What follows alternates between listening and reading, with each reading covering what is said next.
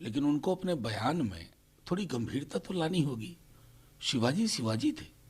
छत्रपति शिवाजी जिस दौर में थे और जो मिसाल कायम की, आज जो भी लोग उनके नाम का उपयोग कर रहे हैं वो भूल जाते हैं कि वो एक तरह से हिंदू मुस्लिम एकता की मिसाल भी थे।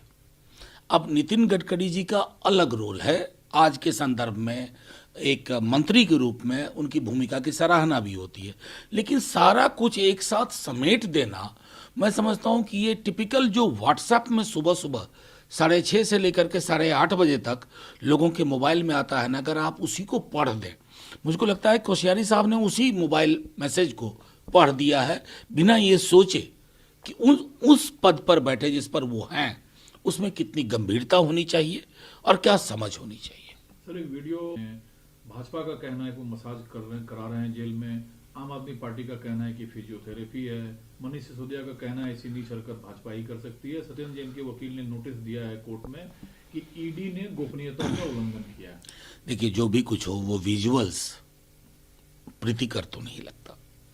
वो विजुअल्स, अब बीजेपी कुछ भी कह ले, लेकिन मुझे भी लगता है कि क्या ये सुविधाएं आम लोगों को उपलब्ध है। मेरा सिर्फ एक सवाल है, और अगर आम लोगों को उपलब्ध नहीं है तो जाहिर है कि पूरे के पूरे इस प्रणाली को रिविजिट करने की जरूरत है, क्योंकि वो विजुअल्स, मैं जितना एक्यूप्रेशर फिजियोथेरेपी मैं समझता हूं, उस विजुअल्स में मैंने फिजियोथेरेपी का अंश नहीं देखा काफी, और जितनी मेरी समझ है फिजियोथेरेपी की। लेकिन बीजेपी को यह कहने का तो कतई हक नहीं है। आम आदमी पार्टी चूंकि आंदोलन से उपजी पार्टी थी, उनको हाउस को ऑर्डर में रखना है और उसमें क्रैक्स हैं। और रही बात बीजेपी की, तो बीजेपी को तो यह भी स्मरण रखना चाहिए कि आपने रेपिस्ट्स को माला पहनाई है, उससे बड़ा उदाहरण क्या हो सकता है। ठीक है, जो बात सवाल उठा रही है, सवाल ये भी है कि जो पॉलिटिकल हिस्ट्री है उसमें एक व्यक्ति जब जेल में है, उनके मंत्री पद पर बने रहना कितना उचित है उस पार्टी के लिए जो पार्टी खुद को नहीं। देखिए, ये थोड़ा एक विसंगति तो का आभास तो मुझे भी होता है।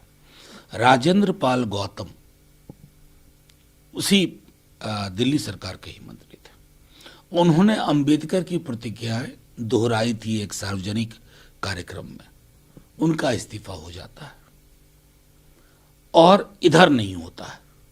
तो जाहिर तौर पर मुझे लगता है ना कि किसी भी पार्टी को अगर एक गंभीर राजनीतिक विकल्प के रूप में उभरना है तो आपको एक समेकित दृष्टिकोण से अपनी चीजें रखनी है। राजेंद्र पाल गौतम का आज तक मेरी समझ में गुनाह कुछ समझ में नहीं आया।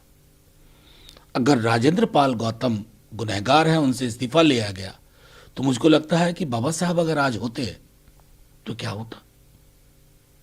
ये गंभीर विषय। दूसरा सवाल सर, ईडी ने फ्रंट ऑफ इंडिया के खिलाफ चार्जशीट दायर किया जिसमें दिल्ली के अध्यक्ष परवेज अहमद, दिल्ली के महासचिव मोहम्मद इलियास समेत अन्य के खिलाफ एफआईआर दर्ज कराई है।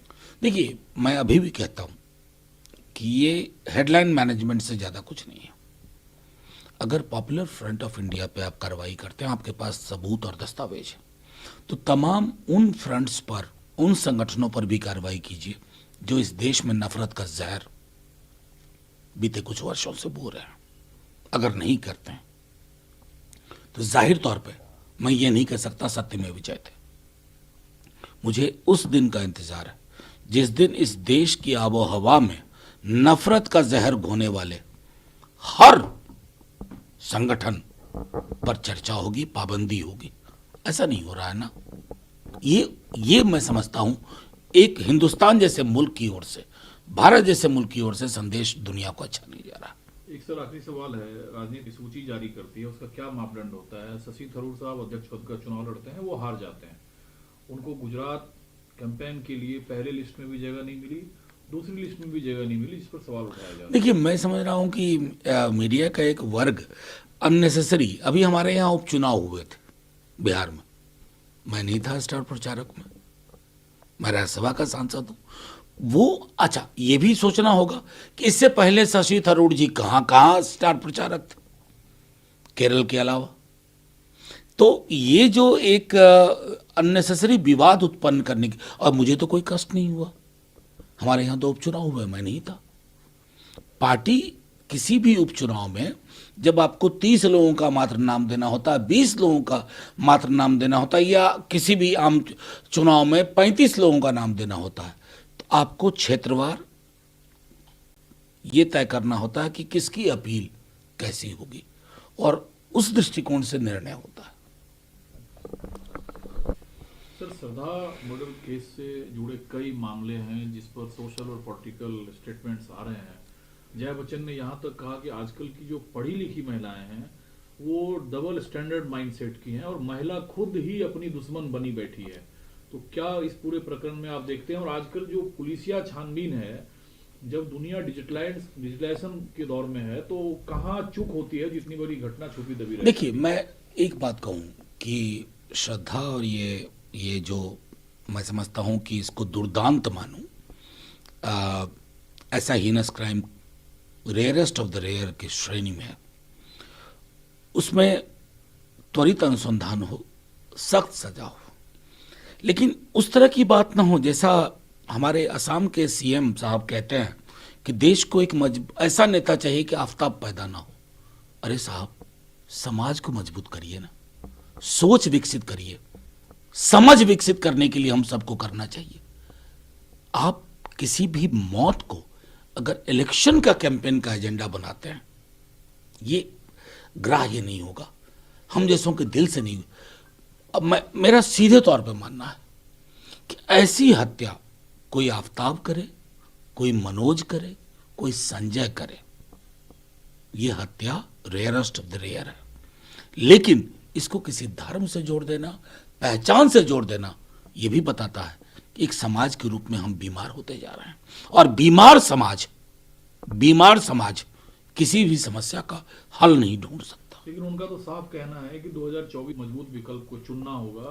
खुले तौर पर वो नरेंद्र मोदी का नाम लेते हैं क्योंकि ऐसे मजबूत नेता मोदी ही हैं जो भारत को अपनी मां मानते हैं। अगर आपने नहीं ऐसा किया तो हर गली शहर में आफताब पैदा होगा और मां बहन असुरक्षित रहेगी। मैं बाकी तो नहीं जानता, मैं 14 से पहले हिमंटो जी का भी थोड़ा बयान देखना चाहता हूँ। क्या वो भी तब भी यही कहते थे कि मोदी जी ही विकल्प है? सिर्फ अपना बयान देखें, मैं तो कुछ बोलूंगा ही नहीं। हम तो एक वैचारिक और राजनीतिक विरोध की राजनीति करते हैं, और वहां हम स्पष्ट हैं। कोई भी व्यक्ति इस देश की किस्मत तय नहीं कर सकता। जिसको ये मुगालता हो गया कि मैं ही इस देश की किस्मत तय कर सकता हूं, इसका मतलब है कि वो व्यक्ति आत्ममुग्ध राजनीति कर रहा है, आत्म केंद्रित राजनीति कर रहा है।